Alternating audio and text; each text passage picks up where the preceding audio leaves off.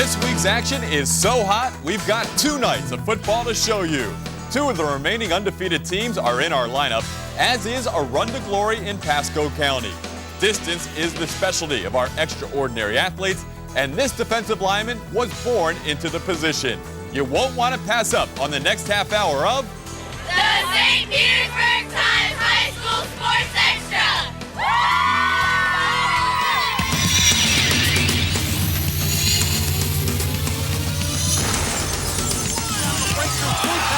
He's going down the right sideline. He's on right side.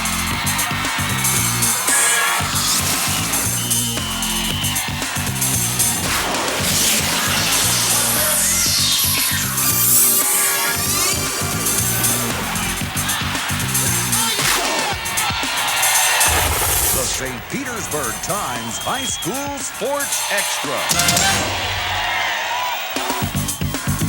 Today's show is brought to you by Truth, the generation united against tobacco. Something's got to give in this week's Gridiron action as Thursday Night Football takes center stage. Hi everyone, I'm Todd Callis. This week's big game is the renewal of a storied rivalry. Okay, that might be going a bit too far since Wharton and Sickles are just second-year programs. Both teams looking for respectability, but one thing the Wildcats aren't looking for anymore is win number 1. They got that last week against Blake. Sickles, for what it's worth, could be the best team in Tampa Bay without a win. 2 of the classroom stars to look for in this one, Wharton's Roger Bobine with a 3.6 GPA and the Griffins' Steven Schwartz with a 3.7. We go to Rich Hollenberg at the Griffins' lair for our big game of the week.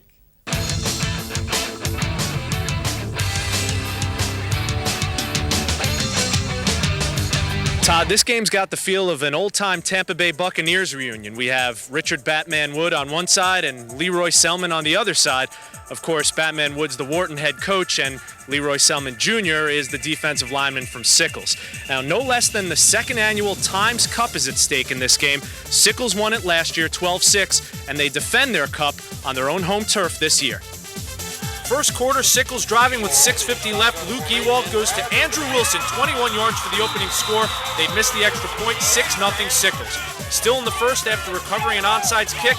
Ewald again to Andrew Wilson again, and this one will go 46 yards. Just misses a TD brought down by Kevin Campbell. They'd score on the next play though. Ewald, a 1-yard sneak to make it 12-0 Sickles. It was 15-0 in the second, 4th and goal, and Wilson, one more time, the hat trick of highlights, 2-yard score, 22-0 Griffins pulling away. Wharton's Gabe Brown under center. He rolls out and he fires to Capri Holmes. They need a big play, and it looks like they got it on this one. Holmes with a great move, dances into the end zone on the sideline, but it's called back on a penalty. That kind of night for the Wildcats. Ewald would bring the Griffins right back in the red zone, fires to Leo Geary, another touchdown from 12 yards, 28-zip Sickles at the half. In the third, Brown and Wharton forced to pass with no luck whatsoever. Picked off and returned for a score by Ryan Flanagan to make it 35-0. James Pearson would also return an INT for a score to make it 42-0 Sickles. And Shannon O'Brien gets the Gatorade bath. They shut him out 45-zip. Shannon, on behalf of the St. Petersburg Times, I'd like to congratulate you on your victory tonight and present you with the Times Cup for the second straight time. I'd like to take this opportunity to thank the St. Pete Times for this award. It's a great honor for us to accept it again this year. It does nothing but promote high school football in this area. And I want to thank you fans for hanging in there with us. These guys have worked really hard, and it's really nice to come up on the end of the scoreboard like we did tonight. And a lot of it all goes to you all and the students of Sickles High School. Thank you very much. Win number 1 on the year for the Griffins. 45-0's the final. Next up for Sickles, they get the East Bay Indians. Wharton faces Jesuit. The number of unbeaten teams in Tampa Bay has dwindled to 8. One of those teams, the 6-0 Armwood Hawks. After pounding opponents with a combined record of 6-24, Armwood faces their toughest test of the season, hosting Robinson. The men in black have apparently reloaded for a run at the playoffs and feature the best freshman in the area in running back Kwame Doster. Here's Rich again with the highlights. It's homecoming in Armwood as they host the Knights on their home turf. In the first, Reggie Goodwin takes the handoff for the Hawks. Goes in from 6 yards out, 7-zip Armwood after one possession. Later in the first, Knights struggling down 14-0, but they would get the turnover on the loose ball. Jason Pratt pounces on for the MIBs. They take over on their 1-yard line, but it would turn out to hurt them. Forced to punt from the shadow of their own goal line, results in a safety. 16-0 Armwood. Then kicker Mike McGrath on for the Hawks for the 42-yard field goal. Good. 19-0 Hawks lead it, and they keep the onslaught coming. Derek Tyson rolls out, and he's going to find his wide receiver, Darrell Simpson. Simpson would turn it upfield all alone, 36-yard score, 25-zip Armwood at the break. In the third, same old, same old. Tyson finding Simpson, almost a carbon copy of the last play, 20-yard score, 32-0 Hawks. It's now 38-zip. In the fourth, Hawks D impressive. That's Chris Remick with the sack. Armwood would take over, and Corey Baker puts the icing on the cake. A short TD run, making it look easy. Armwood's first appearance in Sports Extra, a dominant one. They shut out the Men in Black 45-0. Derek Tyson, a big night under center for the Hawks. Let's go to Pasco County. Hudson at Lando Lakes. In the first quarter, after a stalled first drive, Hudson on to punt, and it's a good punt.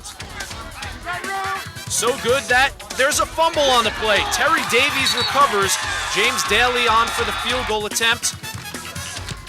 And the field goal is good. 3-0 Hudson, a 29-yard effort for Daly. Hudson back on offense. Brad Felton under center, and he's in trouble. Scrambles are brought down on the great tackle by E.J. Ray. A Godfrey Pastana touchdown puts the Gators up 7-3. In the second, Brock Erlmeyer rolling right, turns it back, and somehow gets off the pass to Ron Curtis. That keeps the Land O'Lakes drive alive. Kurt Schaefer on for Brock now, 14 seconds in the half. Gators at the 5, and they score the touchdown, 14-3 at the break. Cobras trying to fight back. Jason Kirby takes the pitch and goes right inside the 10, but gets corralled by Julio Cesar Perez. Hudson would get into the end zone. Felton rolling left hits Jason Kupperman for the 5-yard score. They would add the 2 points to make it 14-11, but the Land O'Lakes D would celebrate. They hold on to secure the win. Land O'Lakes by 3 at home moves to 4-2 on the year. The pressure's on in our next football matchup. Pasco County crowns a cross-country champ. And later, this Griffin carrying on the family name in football. All coming up when the St. Petersburg Times High School Sports Extra continues. It's a fact. Student athletes make higher grades and have better attendance. So get involved. Get an education. I love the newspaper because I love the sports section. Hockey. I enjoy the sports. Nothing but the sports. I read the sports. Family section. I like everything about it. Usually the horoscope. The sports for him. Sports. This one. I gotta fight him for the sports section though. Yeah. If I beat him to it, I get it. Otherwise, he gets to read it first.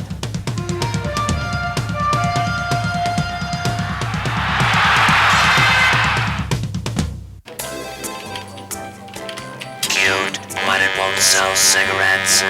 Next. I buy cigarettes from her. Wallace, did you get my bill? This is great! Where'd you get that thing? Let's just say the previous owner won't be needing it anymore. Welcome back. Imagine the pressure of playing in a 3-team district. Only 2 chances each year to make a dent in your district opponent's record, knowing that one of you will be on the outside of the playoff picture looking in. That's what Clearwater Central Catholic, St. Pete Catholic, and Berkeley Prep are faced with in District 389. The first of these 3 must-win games played Friday night between the undefeated Marauders and the 3-1 Barons. Even the Marauder cheerleaders up in arms over their game against St. Pete Catholic. In the first possession, Barons, Jack Shortway, he's going to throw it to Derek Jelks on the slant. Jelks beats the defender, turns it upfield, 81-yard touchdown, 7-0 St. Pete Catholic within a heartbeat. Still in the first quarter, Clearwater Central Catholic's first drive, not as successful. Jay Davis back to pass, Zach Shuck, aw shucks, an INT for the Barons. The Barons would take over on the next possession and convert. Derek's brother Eric, the call, 3-yard touchdown, 14-0 St. Pete Catholic. It's now 21-0, and it's Eric Jelks again, 4 yards out, less than a minute to go in the half, 28-0 Barons in a blowout. In the fourth, 40-0, Great one-handed catch by Mark Feldman. That's highlight material. CCC knocking on the door, and it's Feldman again from Jay Davis. The short touchdown makes it 40-7, but the Barons too much offense and too much defense. Zach Shuck again with the D, this time the sack, and St. Pete Catholic sending a message with the 40-7 rout over rival CCC. Both teams still awaiting rival Berkeley Prep to see who'll have the edge in District 3A9. Let's check out the true scoreboard. Gene Gordon's crew gets win number 1. The Rebels needed this W before facing Northeast Friday. The Hurricanes with 2 TDs in the final 5 minutes for the win. Nice bounce back for the Spongers after the River Ridge loss. Eagles D allows just 58 yards in their shutout. Green Devils scored 17 unanswered in the second half to avoid a repeat of last year's playoff loss. Crusaders moved to 4-2. Luke Morris of the Bulls with 3 TD passes. Seminoles with 450 total yards in their shutout win. The Bulldogs D held tough versus the Bucks. LeCanto just misses a big upset. Injuries are killing Bill Browning's Leopards. The Eagles shut out the Blue Jackets. Are you down with IRC? They're 6-0. Big game tomorrow for Fort Meade on a quick turnaround as they'll host Temple Heights in a district game. All points in the Mustangs' loss came at the end of the first half. The Bucks' Ben Miller forces a fumble defensively, setting the stage for the game-winning field goal. And the Chiefs, with their first win versus Manatee since 1967, Billy Turner had been 0-9 versus the Hurricanes. There's been a lot of moving and shaking recently in the Times Top 10. Let's see what effect Week 7 had on the rankings. Dave Mancuso's Barons move into the top 10 with their impressive win versus CCC. Leto moves up a notch. East Bay remains unbeaten. Crystal River knocks Central out of the top 10. Jesuit wins without quarterback Gary Gotze. Pasco with a week off to reflect on their perfect start. The Hawks continue to soar at number 4. Plant City needs to focus next week at Bloomingdale without looking ahead to Manatee. J.R. Reed and Chris roll with big games for the Terriers as they continue to roll. And still at number 1 with a win versus Clearwater, the Northeast Vikings. Pasco County Cross Country Championship taking place at River Ridge High School. In the girls' race, at the 2-mile marker, it's Lizzie Lay leading Barbara Carr. These two widely regarded as the best female runners in the area. A lot of Gulf followers close behind, though. Gulf making a good showing early on. And Barbara Carr from Gulf would turn in the winning time of 19:53. Right behind her, coming in a close second, Ridgewood's Lizzie Lay with a time of 20:07. As far as the boys' race goes, well, you're going to see a lot of orange in this one. At the 2-mile marker, it's Dave Thomas leading teammate Jim Vitale from Ridgewood. And folks, it was all Ridgewood in this race. At the finish line, Dave Thomas, 17:22 time, finishes first. Brad Williams in second, 17:23. And Jim Vitale in third, 1 second behind them. No surprise that Ridgewood wins the boys' cross-country championship, and they complete the sweep on the girls' side.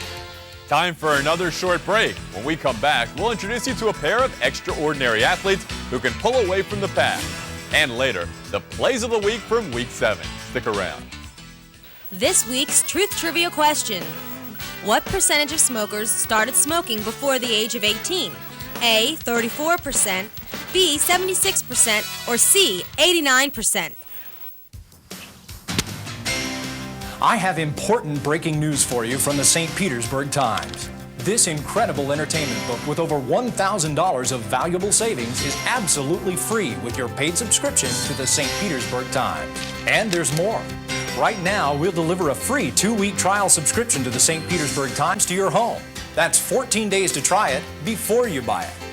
Listen to these subscribers explain why the St. Petersburg Times is the best newspaper in the Tampa Bay area. The local coverage is excellent. I like the sports section, very comprehensive. You're the best travel section in the local papers. I like it better than my cup of coffee in the morning. Both my husband and I read it avidly. The St. Pete Times really meets our needs as a family and also the needs of our children. So call the number on your screen now to get your free 2-week trial subscription to the Times. Remember, this valuable entertainment book is free with your paid subscription. So call now! Doctor, we'd like to get your professional opinion on smoking. Smoking is the most preventable cause of death in society today. Okay. Thanks for coming in. 87% of lung cancers are caused by smoking. Very, cancers of the mouth, the lungs, bladder, larynx, pharynx. Thank you. Lots of people die from bee stings, But you don't see warning labels on bees, do you? Doctor, how quickly can you be in Washington? What percentage of smokers started smoking before the age of 18? The answer is C, 89%. For more facts about tobacco, log on to www.wholetruth.com. Back again on Sports Extra. Our male extraordinary athlete has made Packer backers out of all of us, and our female representative shows us that eagles can fly in the water.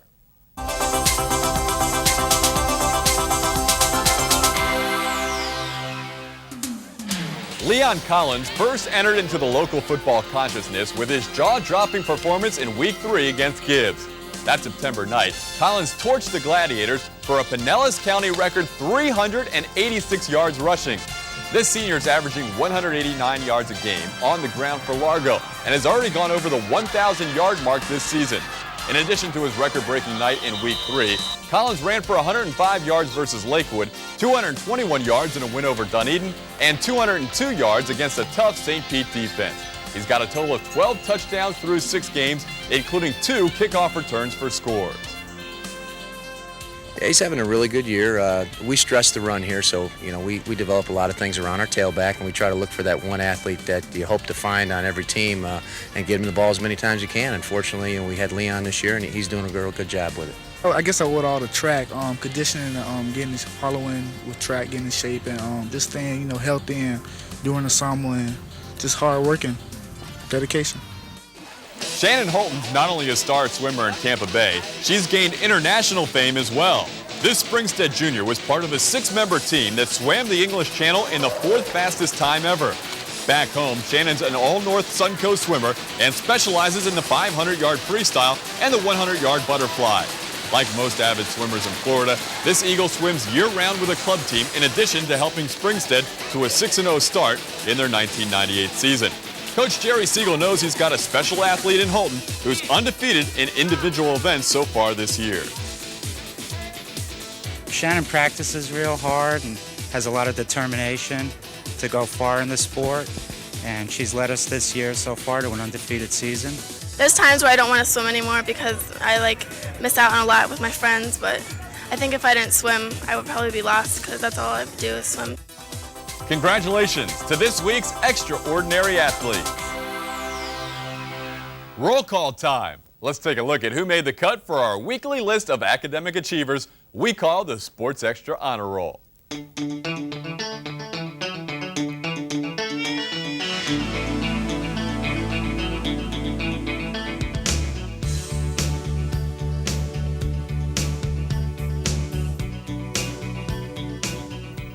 One final break to go.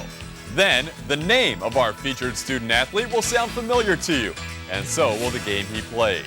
And still to come, the plays of the week. Well, probably my favorite memory was graduating. That's all I ever wanted to do was graduate from high school because most people in my family didn't graduate from high school, so that was a goal. But on the field-wise, one game, I had five carries for almost 200 yards, 3 touchdowns in the first half. On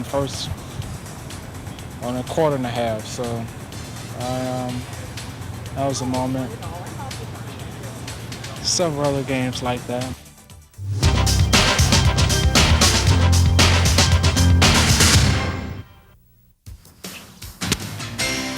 I have important breaking news for you from the St. Petersburg Times. This incredible entertainment book with over $1,000 of valuable savings is absolutely free with your paid subscription to the St. Petersburg Times. And there's more.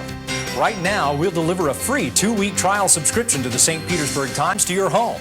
That's 14 days to try it before you buy it. Listen to these subscribers explain why the St. Petersburg Times is the best newspaper in the Tampa Bay area. The local coverage is excellent. I like the sports section, it's very comprehensive. You're the best travel section in the local papers. I like it better than my cup of coffee in the morning. Both my husband and I read it avidly. The St. Pete Times really meets our needs as a family and also the needs of our children. So call the number on your screen now to get your free 2-week trial subscription to the Times. Remember, this valuable entertainment book is free with your paid subscription. So call now! It's always been the same for me. I'm pretty basic, just hard work. I've always had a lot of fun at playing baseball. I've done it, even in Little League and stuff, and I've always just tried to keep that approach that, whether it's high school, professional, college, whatever, just to make sure that, to know that I'm fortunate to have an opportunity to play baseball and to always enjoy myself and just work as hard as I can at it, and good things will happen to me. That's probably why I'm here today. This week's featured student athlete is following in some pretty big footsteps. But as you'll see, he's a pretty big guy himself. Rich Hollenberg's here with the story. Rich? Thanks, Todd. How's 6'1", 270 for big? I think that qualifies. If I asked you to name the most famous Buccaneer, better yet, the most famous athlete in Tampa Bay history, who would you say? Leroy Selmon? Well, it's been 14 years since Selmon retired from football, and now it's another Leroy Selmon who's getting the attention. This is the story of a father passing on his knowledge on and off the field to his son.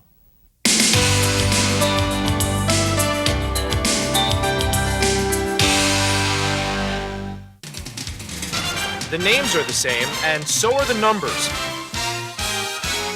That should be your first hint that Leroy Selmon Jr. is not ducking the attention he receives for being the son of a local legend. People have always had high expectations. It felt like it's kind of obvious that I was going to play, but my dad, he never really pressured me or anything, so I don't feel pressure. Leroy Selmon is an icon in Tampa Bay, the only Hall of Famer the Buccaneers have ever had. To this day, a beloved member of the community. You might think a young man would wilt under inevitable comparisons to his famous father. You would be wrong. Leroy Jr. resembles his dad, and proudly so, in more ways than one.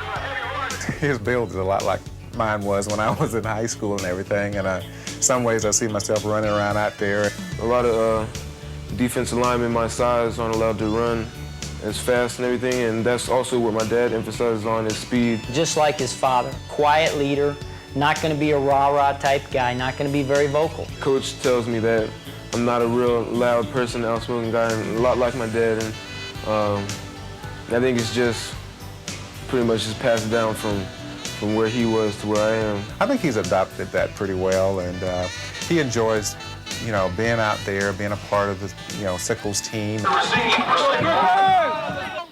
Leroy didn't get to contribute much last year. After transferring to Sickles as a junior, he was declared academically ineligible to play football.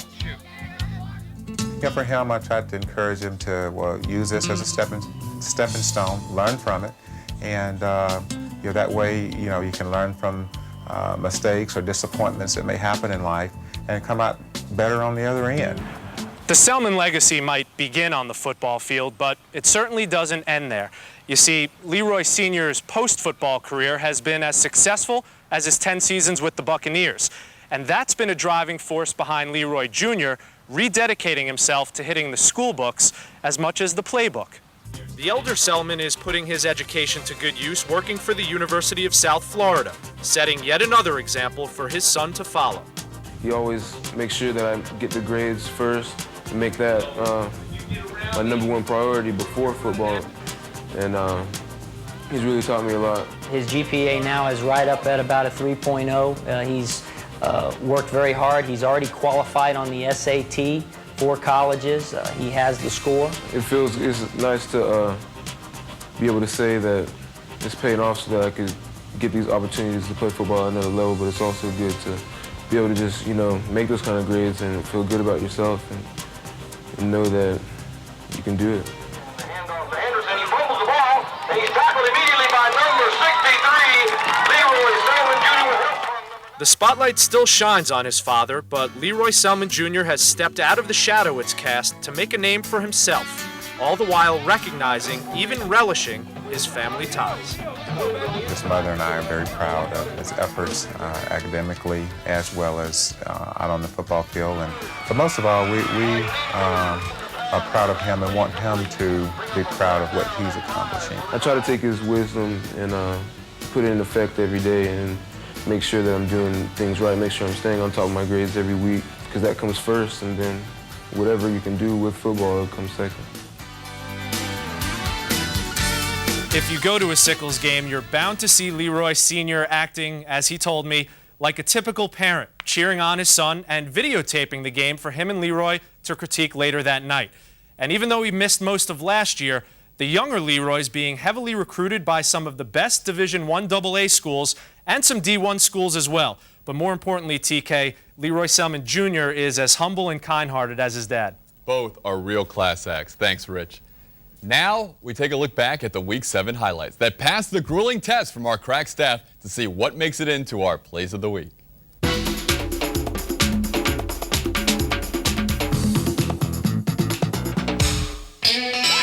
Shannon O'Brien of Sickles gets the Bill Parcells treatment as the Griffins win the Times Cup for the second straight year over Wharton. Armwood's Mike McGrath from 44 yards out. Oh, yeah. Land O'Lakes quarterback Brock Erlmeyer avoids pressure, almost gets sacked, still completes the pass to Ron Curtis.